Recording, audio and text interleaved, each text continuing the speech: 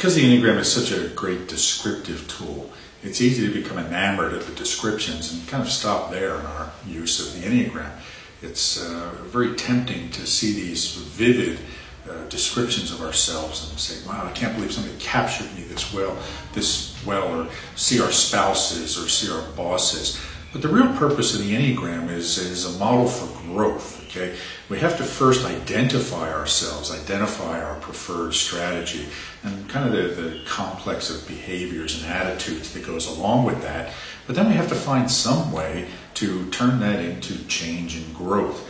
Now, in our other video on the connecting points, we did talk a little bit about integrating those connecting points as one way of changing, but really where the biggest bang for the buck is in using the Enneagram for change is working with the preferred strategy. Okay?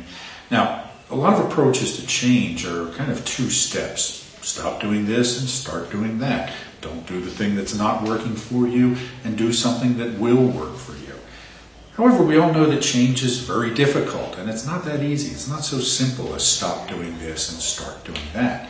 Why is that? There's a couple of reasons. Number one, it's because change gets, behavior gets habituated into us, right? Our brain kind of builds these synaptic connections that incline us to behave in certain ways automatically. Okay? When we go to change, however, we can also run into what the psychologist Robert Kegan calls competing commitments. Okay? And this is what happens when we try to do something new. We start to find this competing commitment that comes up. We have this commitment to changing a behavior because intellectually we know it's good for us. Intellectually we know we're better off. But we also have these narratives that make the old behavior seem pretty logical. Okay, we're committed to that old behavior as well, either in an emotional way or in some, again, logical way that's really not completely logical when we think about it. Okay? Still, what happens is we get this one commitment to do this, and we have this other commitment to do that. The competition between these commitments usually is won by the old behavior because we're familiar with that, it's comfortable for us, so we tend to go down the old path instead of the new path. Okay? So if we really want to start making changes in our world, in our lives, we have to start working with our narratives, these stories that we have that keep the old behavior locked in place. Okay? And one of the beauties of the Enneagram is that it tells us the theme that's right at the heart of these narratives. Okay? It tells us this is the thing that you really need to focus on changing or redefining if you want to start altering your behavior. Now, the way we do this is called the awareness to action process. I'm going to talk about that. But before I talk about that, I want to talk about how our stories are created in the first place and the way that sort of fits in with Enneagram theory. Okay? Now, we all have these experiences of functioning on autopilot at different times in our lives, right? One very vivid example is when we're driving to work in the morning and we kind of, we go the same way every day and we don't really have to think about it that much. Then we have these moments where we sort of wake up halfway to work and we say, oh my goodness, where am I? Did I miss my exit? Did I make a wrong turn? We have these moments of uncertainty. Okay? We snap out of our autopilot with these moments of anxiety or uncertainty, and we have to find some sense of order, some explanation in order to make that anxiety go away. And that's where we look around us and we start to see road signs and we start to see landmarks, and that helps us to create the narrative of where we are. Ah, here I am. I didn't miss my exit. Okay? I know where I am. I can go back on autopilot until I get to work again. So we go through this sort of cycle of functioning on autopilot, snapping out of it with these moments of anxiety, and then making that anxiety go away by creating some narrative or story. Now, this process is actually represented by the inner triangle of the Enneagram. Okay, point 9 represents the ways that we go on autopilot, the way we go to sleep to ourselves. Point 6 represents fear or anxiety. Okay, it's this, oh, what do I have to do now that I see myself in the world? And point 3 represents the way we create these comforting narratives that help us make sense of the world, help us make sense of who we are. Okay? And the problem is that these narratives can kind of become false over time. They may have worked for us in the past, but now they've become a bit outdated and they're calcified, right? So something that worked for us as teenagers or even as children is now not working so well for us, and we need to learn ways to rewrite these strategies. Okay? But again, the challenge is that they're calcified, and they're very rigid, and we have to have a structured, effective approach in dealing with them. And the thing that helps us to do that is to see how our preferred strategy holds those stories in place, right? So for example, if you're a type 1 and you're striving to be perfect, those narratives are going to be held in place by some old, outdated definition of what it means to be perfect or to feel perfect, okay? And if we don't start redefining what it means to be perfect, the one is not going to be able to change because it's going to bump up against this competing commitment that they have, okay?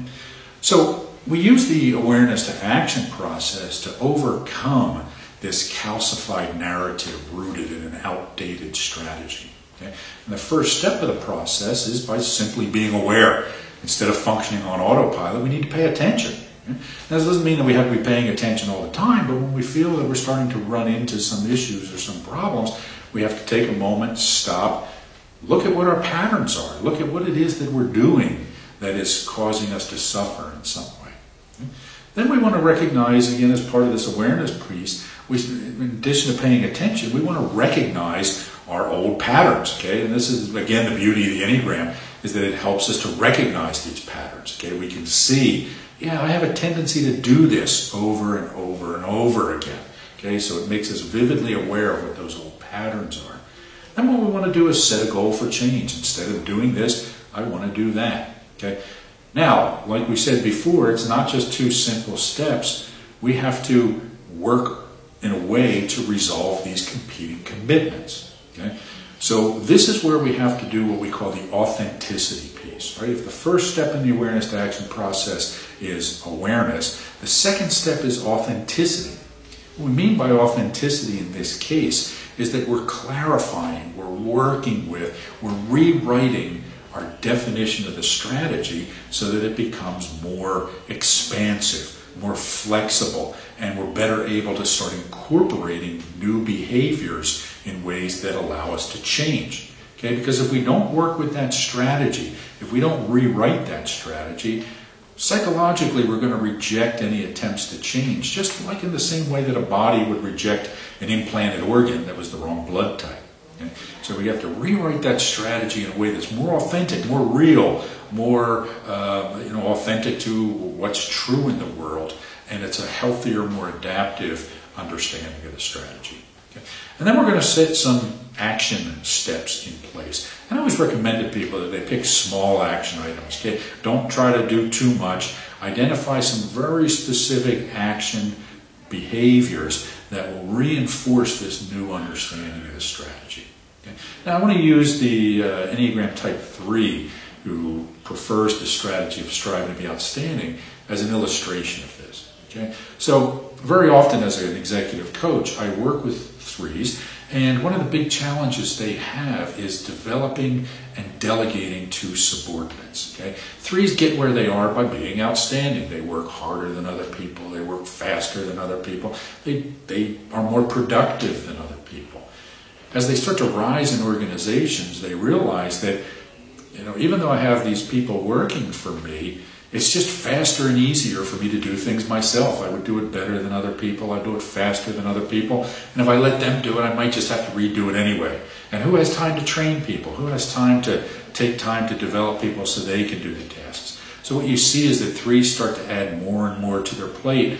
And the greater their responsibility grows, the more they have to really struggle to keep up, because their span of influence and span of responsibility has grown so much, and they're still falling into the trap of doing things themselves. Okay, so the goal that the 3 sets is, how can I start to develop people and delegate to them better?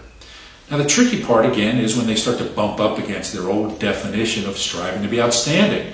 And that old definition tends to go something like, I can be outstanding by working harder than other people and by doing things better than other people and doing things myself. What we have to do with the 3 is start to help them realize that they can be more effective, they can be more outstanding by going from being an outstanding doer to being an outstanding leader. And then we start to look at what are some of the qualities of an outstanding leader. An outstanding leader is one who develops other people. It's one who does things through other people instead of doing it themselves. Okay? Somebody who does it themselves is just an individual contributor. Now, we all need individual contributors in organizations, but if you're going to be a leader, you can't be an individual contributor just by definition. So the 3 has to rewrite that strategy. I'm going to go from being an outstanding doer to an outstanding leader. And I start making a list of, well, what are the qualities of an outstanding leader? What does the outstanding leader do? They develop people, they delegate to people. Now, the key here is that you're not working against the strategy. The challenge the mistake that a lot of people make is they think that you have to reject the strategy. They think that you have to see it as something bad, and therefore we have to go against it. If I'm a 3, well, don't worry about being outstanding. The problem is that most of our values, or our fundamental values, are rooted in that quality of being outstanding. And frankly, there's nothing wrong with that. We don't criticize the Dalai Lama and Gandhi for being outstanding spiritual leaders. We don't denigrate great musicians for being outstanding musicians, or great artists for being great artists. There's something very good about being outstanding, as long as we're doing it in adaptive ways that don't cause us or the people around us to suffer. Okay? So we don't have to reject this strategy. We can work with it, and then we start to clarify it. What do I mean by clarify it? Well, we start to continue to work with the strategy so that it starts to become more and more expansive in what it means, and it starts to allow us more flexibility and a greater range of behaviors. It allows us to eventually recognize that being outstanding means not really trying to be outstanding at all, but just by doing the right thing and working with people and empowering them instead of focusing on our own agenda. So what happens as we continue to work with the strategy is that it goes from being sort of a tightly bounded and restrictive understanding of what something means, particularly this strategy, to being more permeable, to being more expansive, to kind of looking like the rippling of the waves on a pond when you throw a stone into it. So it starts to expand outward, and eventually it starts to fade away. The story is always going to be there, the strategy is always going to be there, but it's clarified, okay, it's clear. There's a fear that some people have when we start talking about working with the strategy in this way, that maybe we're just feeding the ego or stroking the ego instead of overcoming it or annihilating it in some way. The reality, however, is that we can't just reject some fundamental part of ourselves. This strategy is something that's been with us a long time, and it's something that's part of ourselves. We have to work to clarify it. There's a great passage in A.H. Almas's, I think it's Diamond Heart, Book 4, where he talks about clarification of the personality. And he points out that we can't, it might feel like we're locked in some spiritual warfare as we're doing this work on ourselves. And maybe it is in a way, but warfare is not about obliterating the enemy. It's about integrating new territory. So when we work with the strategy, what we're doing is going into this part of ourselves that isn't working that well, and we're working to integrate it. I use the word clarifying because it's like clarifying butter. You're boiling it down, you're getting rid of all the impurities, so the best part of it is what's left. And this is what we want to do when we're working on rewriting these strategies. The reason I use the word authenticity here is because it has kind of the same root as the word author. It has to do with rewriting something or taking control of the narrative of a thing.